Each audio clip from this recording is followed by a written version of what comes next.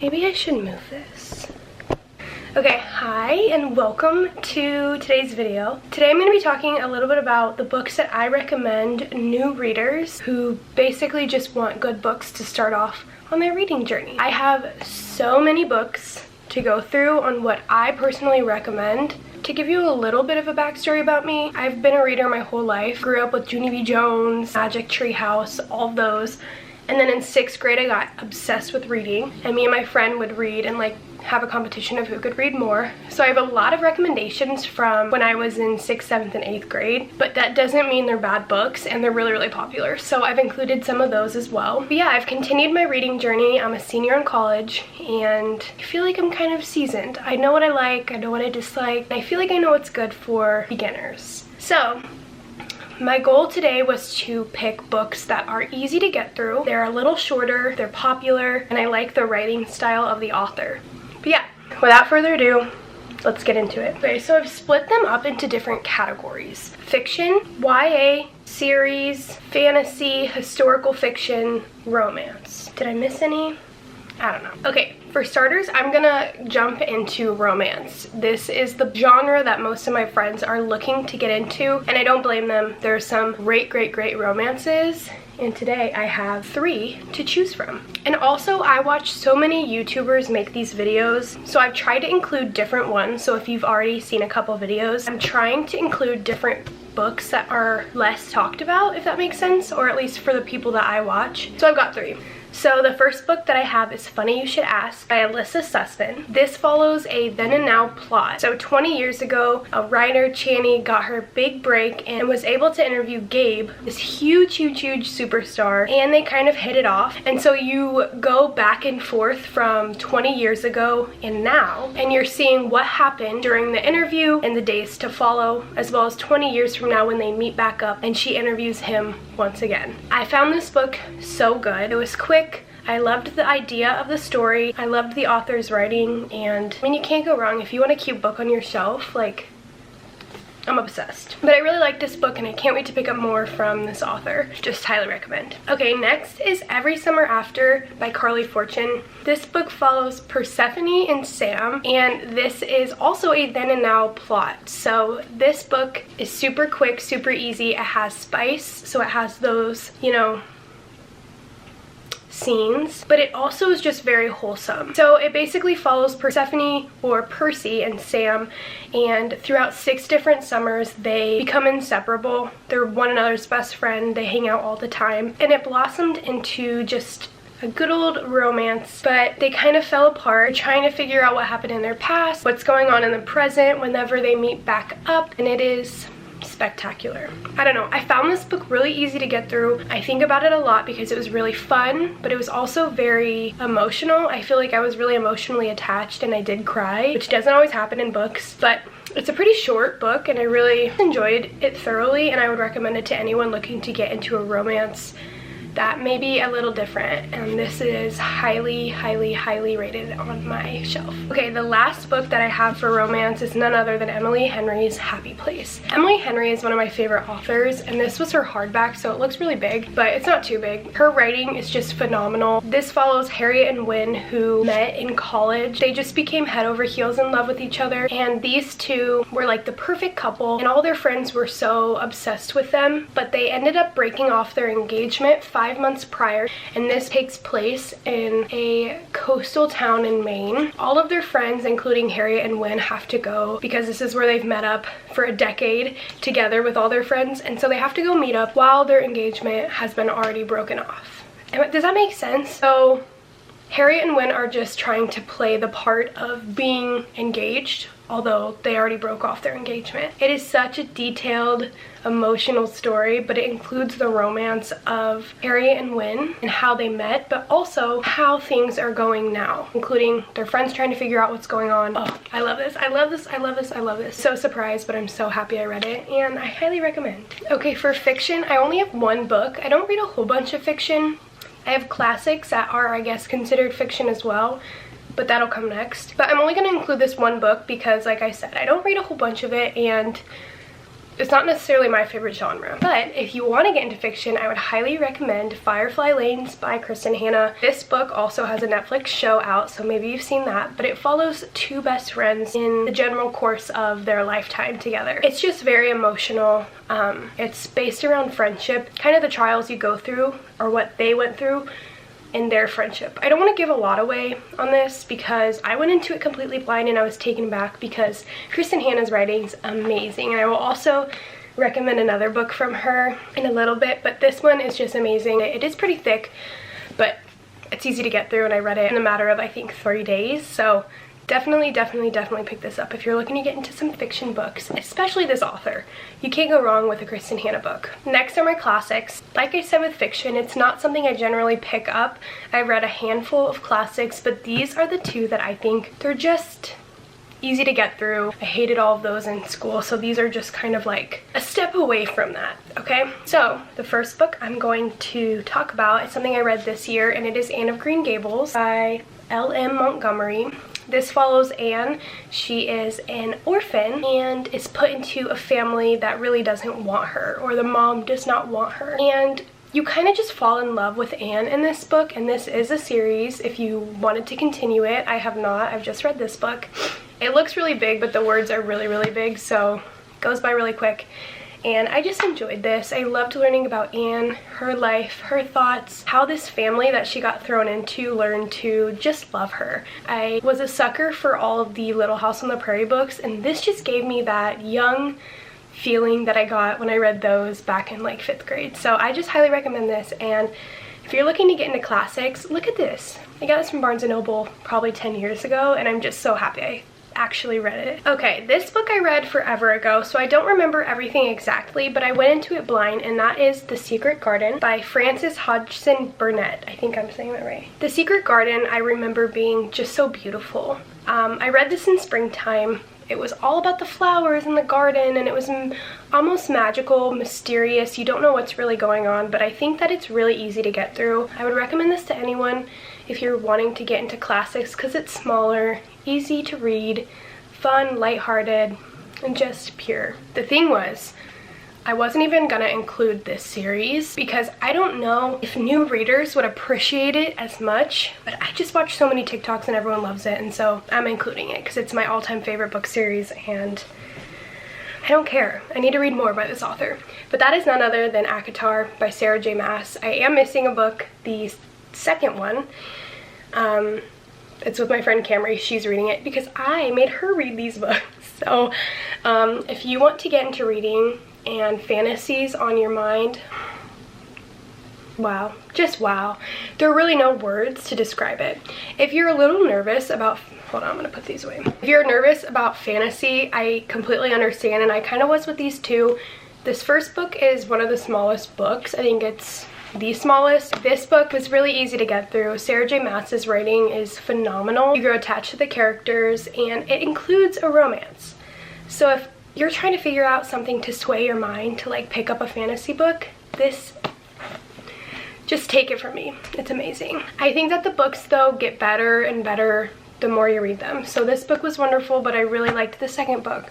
And then I really liked the third, and then I was obsessed with the third actually, and then I was obsessed with the fourth, and so on. So fantasy is a genre that is so weird to think about, but then once you read it, you're like, I understand it. So if you're just looking for the push to get into fantasy, I would highly recommend A Court of Thorns and Roses, or the ACOTAR series, if you will. And it's a perfect series to get into because it'll last you a while, and as a new reader, it's really fun to figure out the world building of this series. And like I said, Sarah J. Maas is a wonderful author, and I love her writing style, so it's just something I will never not recommend to any of my friends or family asking about it. Okay, so this is still, I guess, it's not fantasy, but it's more dystopian. One of these is a little bit younger, and one of the series is a little bit older, but I read them at the same point. Does that make sense? Like, I read them when I was the same age.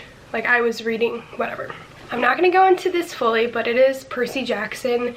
It's a series by Rick Riordan. I don't really need to say a lot. This is a really popular movie. It's wonderful. It's about Olympus and the gods, and Percy is kind of cast into this world and is trying to figure out his way. It's really, really quick, really easy to get through. Still need to read this whole series, but this book was amazing, super easy to get through. I read it again my second time later on in life, and it was still so good. So I would really recommend this series as well. Okay, bear with me. This is the series, it's also dystopian, that got me back out of like a huge reading slump and changed the reading trajectory of my life, okay? But it is none other than the Divergent series. There was no era like the dystopian era of Hunger Games, Divergent, you know, those type of series. So this series follows Beatrice Pryor, or Triss, and she turns 18 and has to pick which faction she wants to live in for the rest of her life. So the factions, I believe there are 5 factions that you pick from, and whatever you pick kind of dictates how you live, who you talk to, what you do daily for the rest of your life. And when Triss takes her test to figure out which house she'd be most compatible in, she finds out that she is actually Divergent, which is a big no-no, okay? It's a big no-no. I'm gonna set these down now. This was just an obsession of mine. I became highly fixated on this series, and I can't wait to reread these at some point in the near future and just see what I was thinking. But I will say that these are phenomenal, okay? And then you can watch the movie whenever you're done reading, and that's always so fun. Just give us a read, okay? If it's the last thing you do. Oh, but did I even explain what the book was about? Kind of. Yeah, anyway, she's trying to figure out what faction she should go into because she has to keep it a secret that she does not fit in one. She's Divergent. End of discussion. All right. Okay, the next books are my young adult books. I've kind of given you, I guess, some, but they're not strictly young adult. Like these you'll find in that section. The first one is The Selection, and this is a series. This is a tiny book. Well, yeah, it's a pretty dang small book. Really easy to get through, and I was obsessed with this. So this book follows America, who is selected to be put into what I would call a bachelor type of experience, but for the prince. But America does not want to be there. She already has a love back at home. You're trying to root for her to go for Prince Maxon, but she doesn't want to. I don't know. It's just so sweet and elegant and pretty and fun. And if you like The Bachelor, I really recommend this then, because it is just like it. I smile every time I think about it because it was such a good point in my life when I was reading these. Like I was like head over heels, like wanted to be in America's shoes and be like, pick me, you know, but she doesn't want to be picked. So it's kind of like figuring out what happens to her. And yeah, the next one is also a series, but I've only read the first one, and that is none other than Jenny Han's The Summer I Turned Pretty. Again, if you're looking to watch a show after, or maybe you've already seen it and you already know what the characters are like, this book is so fun. Super coastal summer vibes, and I just recommend it so much because it is so easy to get through. Very short, and I'm sure you've seen it all over. So it's just really fun to put the pieces together after watching the show and seeing them in the book, or maybe vice versa. And don't you just want this on your shelf? I know you're not supposed to judge a book by its cover, but I mean, it's so beautiful. Last but not least, for young adult, is The Do-Over by Lynn Painter. This follows Emily Hornby, and she lives in almost a groundhog state, the same day repeating itself over and over and over, and she can't figure out how to stop it. Let me stop you there. I hate that idea. I hate that trope. But this book was done so well. It was so quick. I mean, look at the sprayed edges. I loved Lynn Painter's writing. So quick, so easy to get through. I continuously picked it up, and I mean, I've heard her name all over and I'm ready to read more of her books, but this was the perfect YA. I don't know.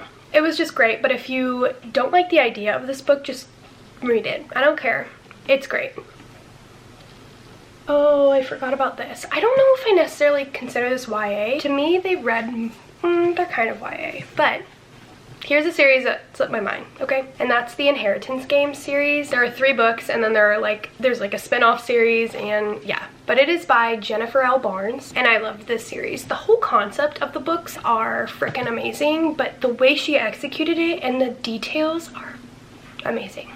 This is the first book. Kind of looks like robotic. It's not, okay? Let me tell you about it. So this is following Avery Grams. She's in high school. She's just trying to get by. She doesn't have the money to really do anything, and she just wants to win a scholarship and get out. But when billionaire Tobias Hawthorne dies, he leaves her his entire fortune. Mind you, she does not know this man. He's an older man, and he lives in Texas, and she does not. So she gets pulled out of school. She has to figure out what's going on, and she gets flown out to Texas immediately to have the entire inheritance and estate that Tobias left her. Not his family, her. So she gets there and basically the family's so pissed off at her and doesn't know why she got it, who she is, and she's like, I don't know, I don't know either. But Tobias is a little sneaky guy. Tobias left them a huge riddle, a huge game to figure out why Avery Grahams was left the inheritance. And that's what these three are about. Such a unique story, and the riddles that are thrown in there and trying to figure out why it's her, as well as the love triangle.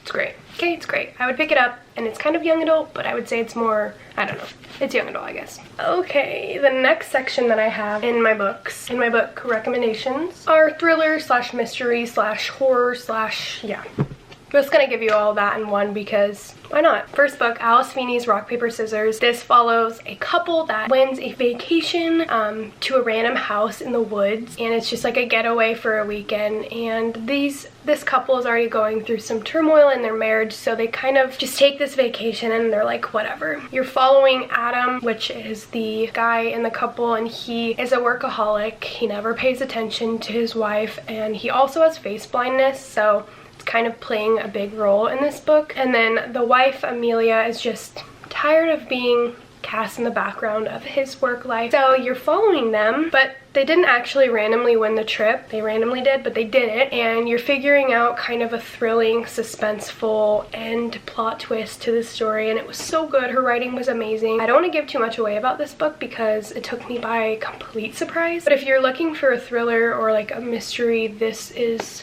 top tier. Her writing's phenomenal, so pick it up if you get the chance. All right, next book is none other than Room by Emmett Donahue. So I originally saw the movie before even knowing it was a book, but once I figured out it was a book, I had to get it, and I read it, and it was so amazing. So if you've seen the movie, it doesn't matter. If you want to see the movie, read the book before. You know the vibe. So it's basically following Jack, who is a, I think, 5-year-old. Yeah, him and his mom are trapped in a house, and not even a house, like a room basically. And so it's Jack learning what's wrong in his life. He's getting more and more curious, asking more questions, and so you're figuring out what happened truly to the mom and him to get them locked in this room. This book was just so nerve-wracking. It made me nervous, but it was phenomenal. I loved Emma Donahue's writing in this, and as well as a couple other books. I don't know, pick it up if you can. This has to be my favorite thriller slash mystery, and readers that love reading are gonna hate me for even talking about Colleen Hoover, but I don't care. This book was amazing. Verity is spectacular, and it's by Colleen Hoover. I love her writing. I don't care. It's super easy to get through, but I'm not going to tell you anything about this. I just want you to go into it blind. It's thrilling. It's creepy. You're kind of following a writer trying to figure out. As soon as you start this book, you'll be like, what the hell am I reading? And it's worth it, okay? Pick it up. Pick it up. That's all I gotta say. I love Colleen's writing, and I can't deny it, and I never will. And this book is just something I continuously recommend to everyone, and most of the time they really love it. And last but not least, this is one of my favorite genres, and it doesn't get very much love, but it should, and that is historical fiction.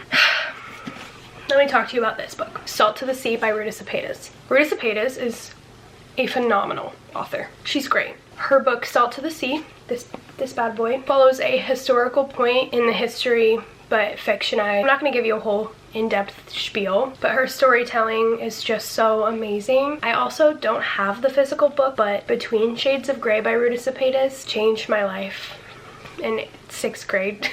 So I read this one more recently, and I also need to read all of her newer books because I'm so obsessed with her writing, and the way she tells stories is great, but this is heartbreaking and emotional, but raw and real, and I loved it. If you pick up anything by Ruta Sepetys, I don't think you'll be disappointed. Okay, the last book on my list is none other than The Nightingale by Kristin Hannah. Kristin Hannah, she's mentioned again. I've read several of her books, and this book really hit home. Didn't hit home, like I don't have any ties to it, but just amazing, okay? This is all I'm gonna say. All I'm gonna say on this book is that it follows the women's point of view in World War II. I just didn't want to put it down. Her writing's phenomenal, like I've said throughout this video about all the authors I'm talking about, but hers is just special. It's a bigger book, but it's so easy to get through. I kept wanting to pick it up. I thought it was so interesting. Her writing compels you to want to pick it up, and I did. I picked it up. Like I said 100 times, but I recommend her books. Those are all the books I have for you today. If you like this video, give it a thumbs up. Tell me down below. Subscribe, and I would be more than happy to make another recommendations video, especially if you have another like a specific genre or trope or anything, because these are my favorite videos to watch. So I love filming it and I love talking about books, and I don't have a whole lot of friends that read. If I can talk about my book and you guys like it, I'll be happy, okay? But yeah, thank you for watching. I hope you have a great rest of your day, and I hope to see you again pretty soon.